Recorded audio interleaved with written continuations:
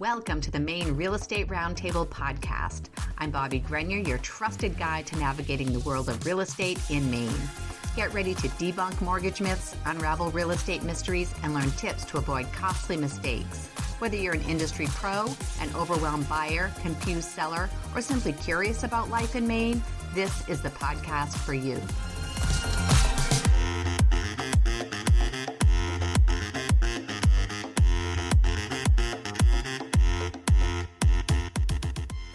Hey friends, welcome back to the Maine Real Estate Roundtable podcast. I appreciate you coming back to join us. And if you're new to the podcast, welcome. I appreciate you checking us out. I'm Bobbie Grenier, and we are on our 26th episode. So I thought I would do just another short introduction of who I am and what this podcast is about. So my name is Bobbie. I live in central Maine, and I work for a very successful title closing company in Maine, and we also are in New Hampshire as well. I have 21 years experience in the real estate industry, and in that time, I've done everything. But most of my time has been spent as a closer, and a closer is a person that goes around, meets with people, signs their loan documents, explains everything. But I've also done everything in between, a lot of admin stuff. I do a lot of title stuff. So I have to admit, I'm pretty well-rounded and well-versed when it comes to the real estate scene. So I started this podcast as a personal development project, but I figured I would do it on what I know best, and that is real estate. And it started off just sort of giving tips and tricks to buyers, sellers, real estate professionals. But now I'm really taking it beyond that, and I am really enjoying that. I talk with a lot of real estate professionals, real estate agents, lenders, talk about their stories. Everybody has a story, a background, a different point of view. So I'm really enjoying doing that. And I also bring in some other folks that I think could add some value to real estate professionals. And then I definitely try to throw some stuff in for my buyers and sellers, because I know that it's a huge transaction. It's the biggest investment in your life. So a little guidance is always appreciated, I'm sure. So I'm here for that as well. Well, after that feel-good introduction, I'm going to jump into a not-so-feel-good topic, and that is wire fraud in real estate transactions and what you need to know. It's not something that's fun to talk about, but it is so important that we talk about it and we continue to talk about it and educate ourselves, because wire fraud is on the rise. So what is wire fraud? Wire fraud in real estate transactions involves criminals that are working to deceive buyers, sellers, real estate agents, closing companies, title attorneys into transferring funds into fraudulent accounts. These scams occurred usually during the closing process, because that's when large sums of money are exchanged, and it makes a real estate transaction a prime target for hackers. And please don't fool yourself to think that you're not going to be the weak link in this real estate transaction as far as somebody gaining access to your email, because it can happen to anybody. If you are emailing and you're sharing information about a real estate transaction, your email can be hacked. Bottom line, straight up, it can happen. So how does it happen? It's through email phishing, and that's with a PH, not with an F, not the fun kind of phishing. But hackers can gain access to email accounts, and then they sit and they wait for the right moment to send some fraudulent wire instructions. And that's really the core of how wire fraud happens and what these hackers are looking to do. These emails often look official, so they could copy the real correspondence between parties. I've even seen it happen that they pick up the mannerisms in a text speech, which we all don't know that we do this, but we definitely do things. We might use a lot of exclamation points, we might use a smiley face, or have some phrase that we often use, or maybe very short in our emails. But the scammer will definitely try to mimic however the correspondence has been going between parties up to that point. What the hacker is looking to do is to replace wiring instructions that are legitimate with the fraudulent wiring instructions. And that could be trying to intercept wiring instructions that possibly a closing company is sending to a buyer so that the buyer will wire in funds to the wrong account. They might try to intercept wiring instructions that a seller may send to a title company, and again, replace those legitimate wiring instructions with the fraudulent wiring instructions, so sellers' proceeds are sent to a fraudster. So that's the bottom line of what they're trying to do. They want your money. They want to get those wiring instructions replaced, and then hopefully somebody will fall for it. Another thing that you really need to watch for, fraudsters typically introduce the last minute changes because confusion is their best friend.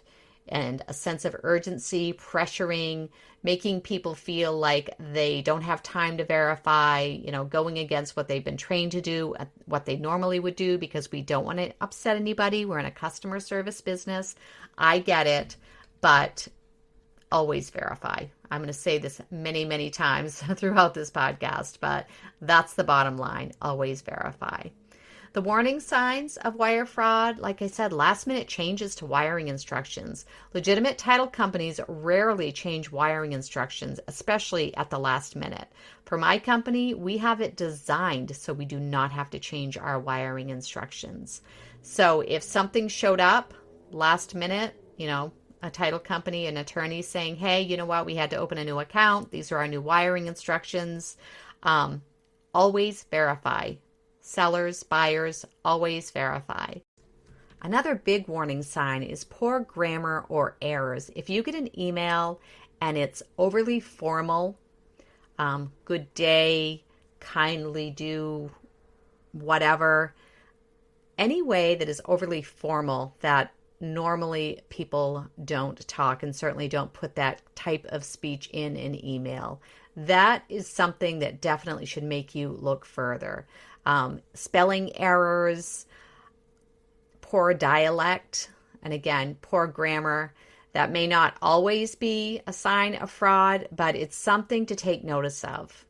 And another thing, like I said, confusion and pressure to act quickly. Fraudsters create such a sense of urgency and get downright rude, and I've seen it firsthand. They want to push victims into completing the wire transfers without due diligence. Don't do it. Title company friends, I know that I'm preaching to the choir, but don't do it. I know that we always want to do things quickly, efficiently, do the best for our clients, but trust me, doing the best for our clients is to take the time that it takes for our due diligence and to verify. I'm going to give you some prevention tips.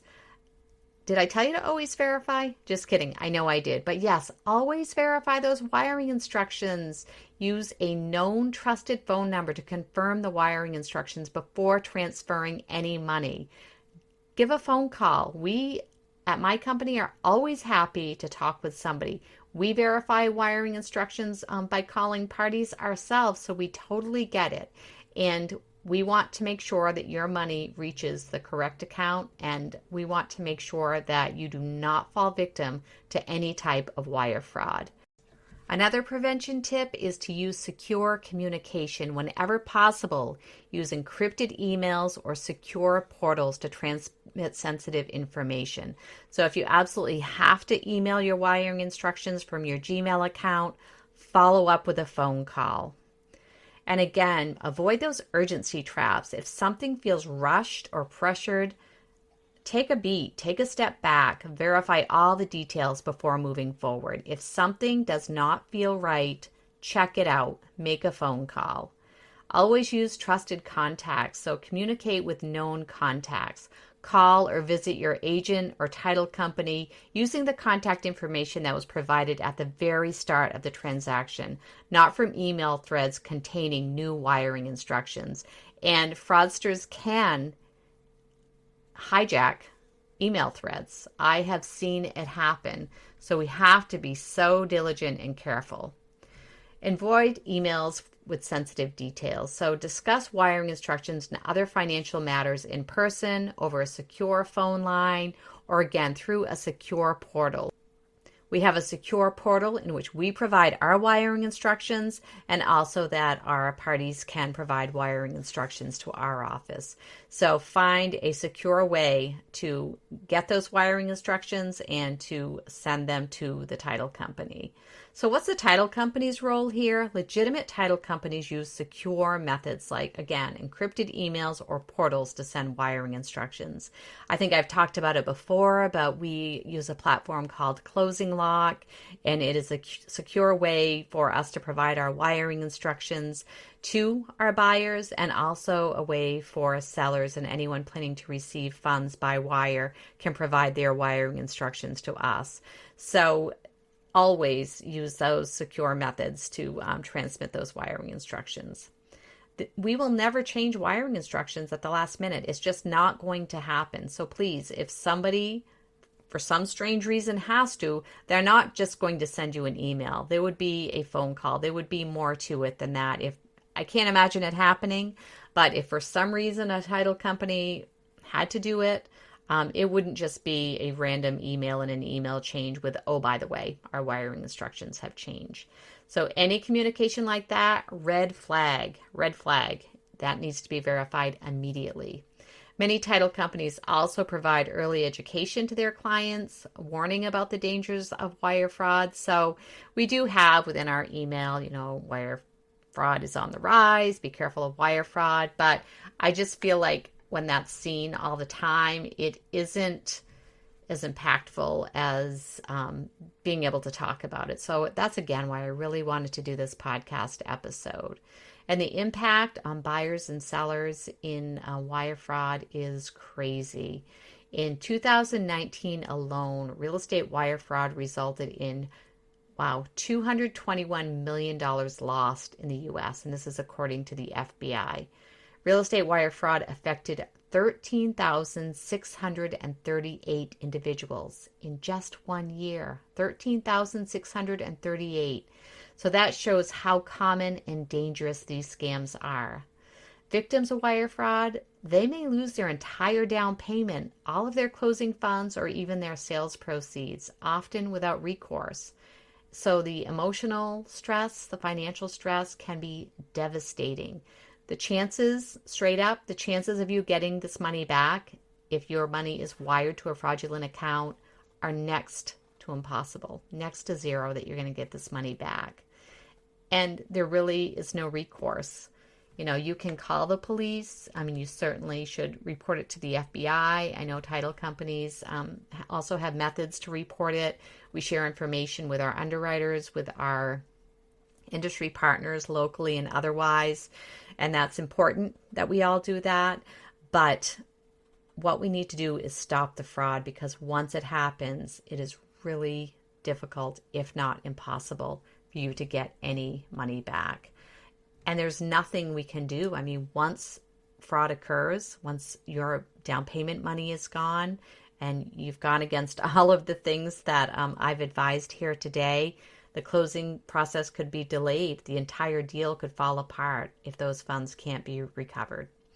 So what do you do if you suspect fraud? Immediately contact your bank and request a wire recall if you suspect fraud. And sometimes that works. Sometimes that happens. The bank can recall the wire. You have to know that these fraudsters are watching. And the minute that money hits their account, they transfer it out of the country into a different account. So you want to do it immediately. You have to immediately contact your bank and request that wire recall if you suspect fraud. Don't worry if you're embarrassed. Don't worry about if people think you're stupid. Make the phone call, contact your bank, and request that wire recall. You should report the incident to the FBI Internet Crime Complaint Center, IC3. And again, time is critical. The faster you act, the better your chances of recovering your funds. And definitely inform your real estate agent, inform your title company and attorney to ensure that no further fraudulent activity occurs in the transaction. The best practices for real estate professionals is to educate your clients early. And this isn't just title companies, because a lot of times by the time we're involved, you've already talked with your clients. You've built trust. You've built a rapport. So my real estate agent friends, please take just a minute to talk to your clients about wire fraud.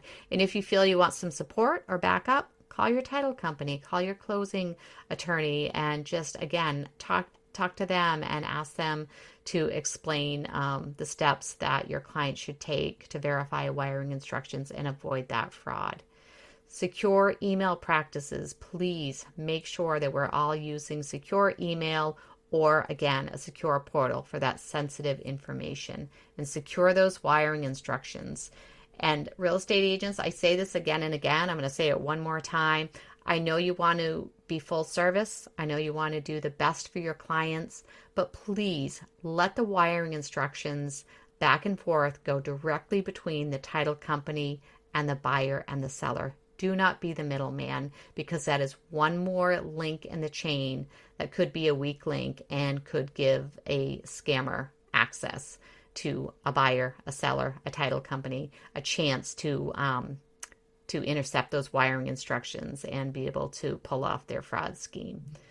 So I know I've been kind of intense, and there's a reason for that. It's a problem, and I just feel so bad when somebody does fall victim. So you have to buyer beware, seller beware, real estate agent beware, and most certainly title company beware. We all need to take care of each other. We all need to look out for each other and talk to each other, educate each other, and don't hesitate to ask questions. Don't hesitate to make a call, and always verify. Well, now that I've scared you to death, I want to thank you for taking the time to listen. This is a really important topic, not so much fun, but really important that we talk about it. And I want to hear from you. Did you find this helpful? I sure hope so. So thanks for joining me. I appreciate you tuning in, and until next time, keep it real. This has been the Maine Real Estate Roundtable podcast with Bobbie Grenier. I hope you enjoyed today's discussion and will share this episode with a friend. And don't forget to leave a review and follow the podcast so you don't miss new episodes. The content of this podcast is for informational purposes and not intended as legal advice or representation by myself or any of the guests on the podcast. Thanks for listening, and until next time, keep it real.